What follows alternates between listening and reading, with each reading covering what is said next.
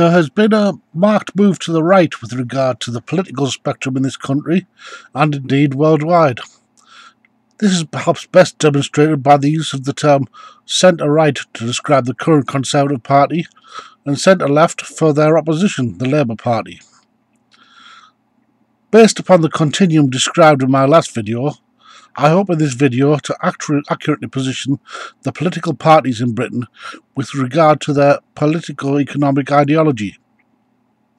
I specify it in terms of political economics because there are other areas, racism, sexism, the stance on marriage between homosexuals, which might be expressed as left or right wing, but are in fact red herrings.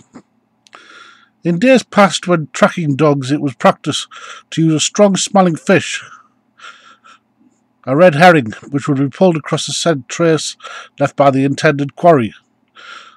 The tracking dogs were meant to ignore this distraction and maintain their pursuit of the intended target. If we truly seek a better, more honest appraisal of what political parties represent, we must ignore the red herrings of divisions based upon race, gender, sexuality, etc., and focus on the economic ideology those parties represent. Only then will we accurately identify them as left-wing and wishing for a better society for the poor, or right-wing and supportive of a better society for the rich. I'm going to look at a couple of dozen parties, going from major parties in Britain to those less well known. As I look at them, I shall place them on the continuum to accurately reflect the current situation in British politics. The Conservative and Unionist Party, that's the full name, is unquestionably a far-right party. It believes in deregulation, privatisation, and supports the policies which have in the last 30 years reduced social mobility to a standstill. They seem to only pay lip service to any other belief than their absolute right to rule, and accordingly we place them in the right libertarian group, with tendencies to go even further right. The Liberal Democrats were before the last election a party which suggested policies based upon Keynesianism and the support of green investment. Sadly, the most done in power is to ameliorate some of the more right-wing policies of the Conservatives. They have more specifically failed to increase regulation of a very unregulated capitalist system. Again, this is the opposite of their promises pre-election. It is difficult to place a party which has behaved so dishonestly on a continuum, but the position of their actions in power must be what we assess. As they've been in power, incidentally, they've also gained much by way of corporate financial support. We must place them to the right of regulation of capitalism in the area of state corporatism on the continuum. The Labour Party has elected a new leader, who, by accounts from those who know him, is a left-wing thinker. Sadly, the party's political stance has been the continuation of the right-wing state corporate position of the previous Blair-Brown government.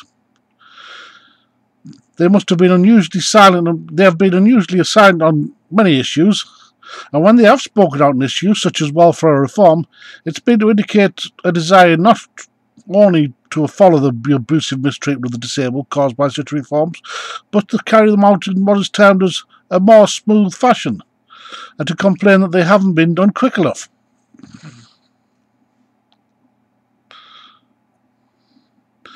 The Democratic Unionist is a Northern Irish party.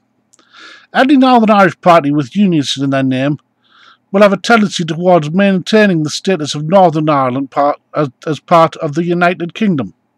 Parties from Northern Ireland which describe themselves as Republican tend to believe in Northern Ireland leaving the United Kingdom and instead unifying as one nation with the Republic of Ireland.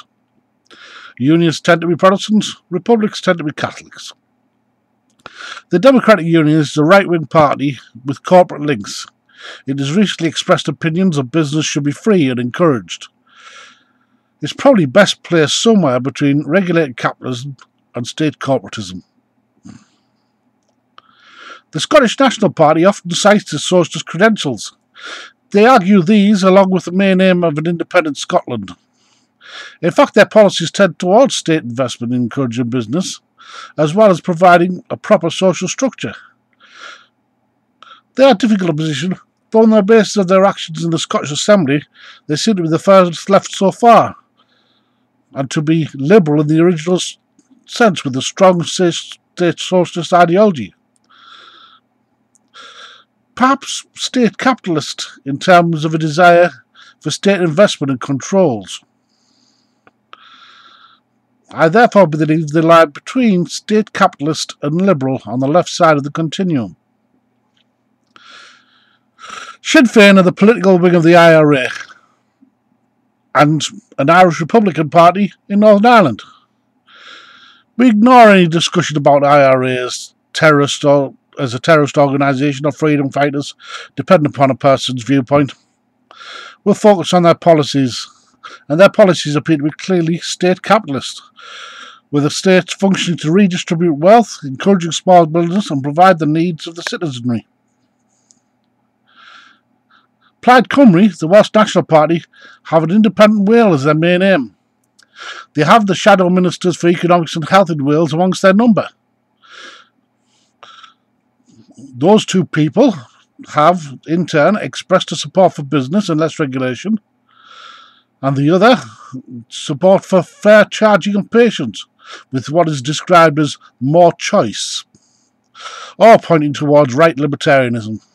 They claim to be socialist with a desire for less control, but also support private ownership, and therefore clearly fall into the right libertarian group despite claims of socialism. The Social Democratic and Labour Party is a Northern Irish Republican Party. It strongly supports the NHS as a state-run organisation, policies of preventing poverty and promoting equality, and the state involvement in providing services to enable the better functioning of the economy.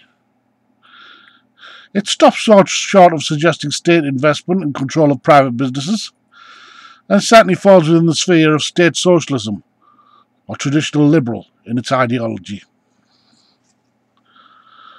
The Alliance Party of Northern Ireland began as a moderate unionist party in Northern Ireland, but are now seen as non-sectarian. They are strongly pro-business, wishing to lower business rates, relax regulation, and have power to adjust corporate taxes to encourage growth.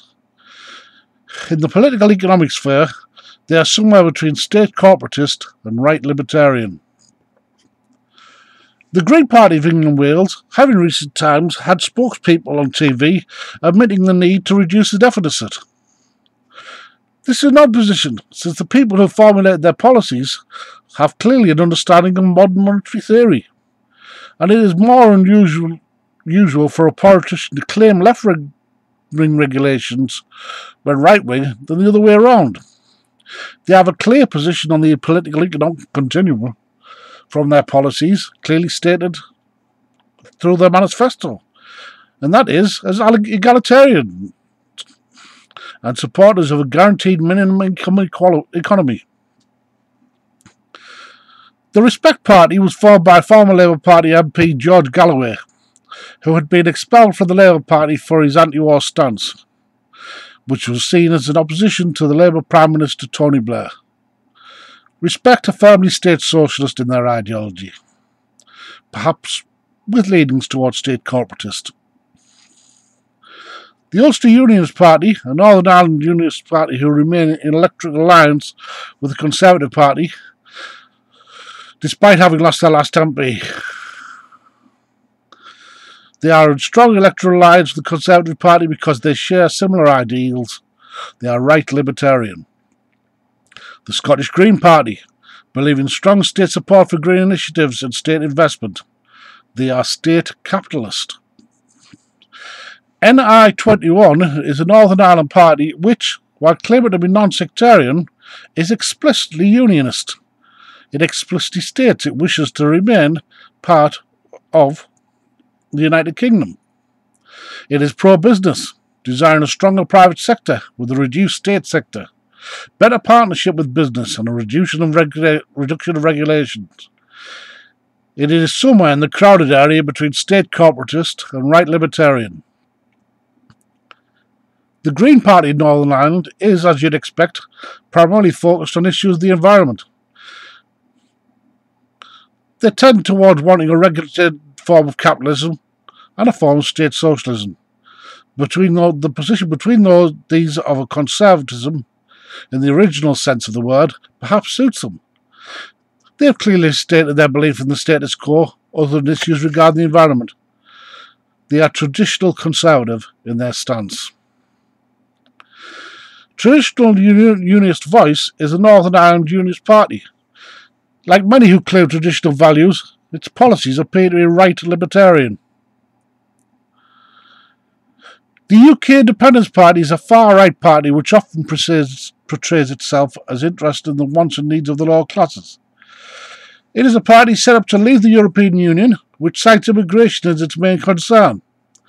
Though its manifesto clearly states its first action upon leaving the EU will be to renegotiate the free movement of goods and workers on roughly the same terms, just without the social legislation which provides protection for workers. A strongly patriarchal party with financial backers from the richest in the nation who see the current Conservative Party as being too left-wing. It sits to the right of libertarianism and is almost absolutist. The Liberal Party, formed in the 1840s and a drive for social change prior to the Labour Party formation, remains in existence as a much smaller party, after the main body of the party formed in coalition with, then formed a unified party with, the Social Democratic Party, becoming the Liberal Democrats. The Liberal Party which remains continues to hold liberal ideals. The British National Party is a party which was created due to the divisions between members of the National Front around 1980. The National Front being a whites-only political party, the BNP claims to be non-racist, though many of its members have found to have links with racist organisation. The BNP has policies which are traditional conservative stance, with perhaps leanings towards state socialism. It is also referred to as far right because of links to racism, though its economic policies, as stated, are relatively centrist. Maybe unfair now is the Cornish Nationalist Party, wishing for Cornwall to have the same status as Wales, Scotland and Northern Ireland as a distinct culture from England. It has policies which are strongly pro-business in the right libertarian ideology. The National Health Action Party is a party set up to bring attention to the creeping privatisation of the NHS in the hopes of returning the NHS to a wholly state-run industry. It is mainly comprised of members of the medical profession. It has a strong support for nationalisation of other industries, having seen the evidence of harm and lack of success of privatisation. It is state socialist. The Independent Working Class Association is an organisation designed to unite the different class divisions among the working class and middle class, whom it seems is suffering from the greed of the 1% of the top upper class. It is socialist in ideology, wishing for workers-owned cooperatives and less centralised system of government. In fact, it wishes for a removal of the central control and smaller units of control, more democratically run. And it is very close to anarchist in its stance.